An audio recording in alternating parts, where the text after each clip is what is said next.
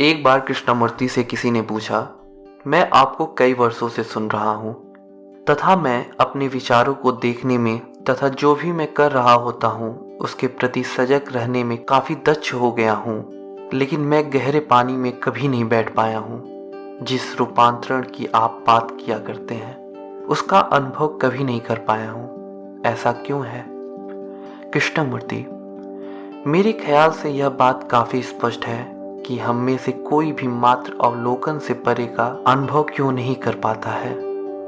भाव दशा के कुछ विरल क्षण हो सकते हैं जिसमें हमें मानो मेघों के बीच विमल आकाश दिख जाए, किंतु मेरा अभिप्राय उस प्रकार की घटना से नहीं है। ऐसे सभी अनुभव अस्थायी तथा नितांत अल्प महत्व के होते हैं। प्रश्नकर्ता जानना चाहता है कि ऐसा क्यों है कि अवलोकन करते रहने के कई वर्षों के उपरांत भी उसे गहरा पानी अभी नहीं मिल पाया है जिसमें वह प्रवेश कर सके।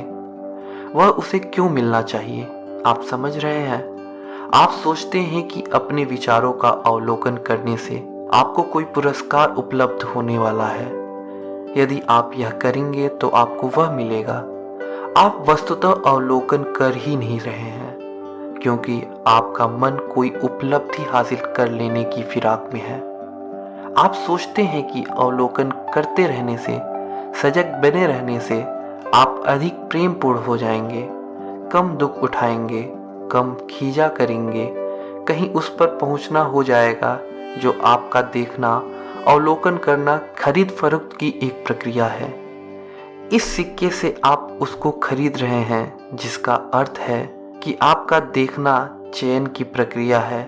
अतएव यह देखना नहीं है, अवधान नहीं है।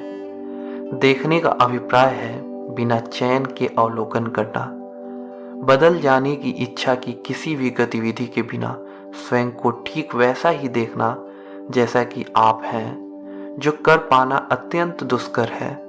पर इसका मतलब यह भी नहीं है कि आप वैसे ही बने रहेंगे जिस स्थिति में आप अब हैं। आप जानते नहीं हैं कि उस स्थिति में क्या होगा जब आप कोई परिवर्तन लाने की चाह के बिना स्वयं को वैसा ही देख पाते हैं जैसा कि आप हैं। समझ रहे हैं ना? मैं एक मिसाल देता हूँ, फिर उसकी तफसील में जाते हैं और बात आपको साफ हो जाएगी। मान लीजिए मैं हिंसक हूँ, जैसे कि अधिकतर लोग हैं। हमारी संस्कृति हिंसक है, लेकिन मैं इस समय हिंसा की संरचना का विषय नहीं लूंगा, क्योंकि हम अभी उस समस्या को गौर नहीं कर रहे हैं। तो मैं हिंसक हूँ और मुझे इस बात का एहसास होता है कि मैं हिंसक हूँ। तब क्या होता है? मेरी तत्कालिक प्रक्रिया यह होती है कि मुझे इस बारे में कुछ करना चाहिए, है ना? मैं कहता हूँ कि मुझे अहिंसक बनना चाहिए, तो मैं अभ्यास करने लगता हूँ, सब तरह की आदर्शवादी कामों में लग जाता हूँ। पर अब मैं यह देख पाता हूँ कि स्थिति कितनी असंगत है, क्योंकि वह सत्ता जो हिंसा का अवलोकन कर रही है और उसे अहिंसा में परिवर्तित करना चाहती है, अभी भी हिंसक ही है। तो अब मेरा सरोकार उस सत्ता की, उस व्यक्ति की अभिव्यक्ति से नहीं, अपितु स्वयं उस सत्ता से है। मुझे आशा है आप यह सब समझ पा रहे हैं। अब वह सत्ता कौन है?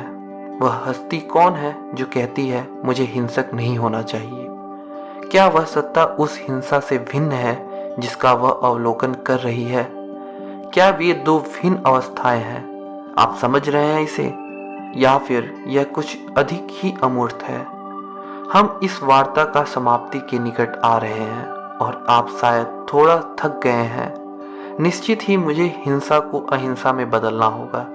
ऐसा कहने वाली हस्ती और हिंसा दोनों एक ही हैं। इस तथ्य की पहचान कर लेना समस्त द्वंद्व की समाप्ति है कि नहीं? तब परिवर्तन के प्रयास का अंत ध्वनि नहीं रहता, क्योंकि मैं देख लेता हूं कि मन की हिंसक न होने की गतिविधि हिंसा का परिणाम ही है। तो प्रश्नकर्ता जानना चाहता है कि ऐसा क्यों है कि वह मन के इन सब सतही बखेड़ों के परे नहीं जा पा रहा है। कारण सीधा है कि चेतन या अचेतन रूप से मन कुछ न कुछ तलाशता रहता है, और यही तलाश हिंसा, प्रतिस्पर्धा तथा नितांत असंतुष्टि के एहसास का कारण बनती है। केवल तभी जब तक पूर्णतः निश्चल होता है, गहरे पानी में बैठने की संभावना बनती है।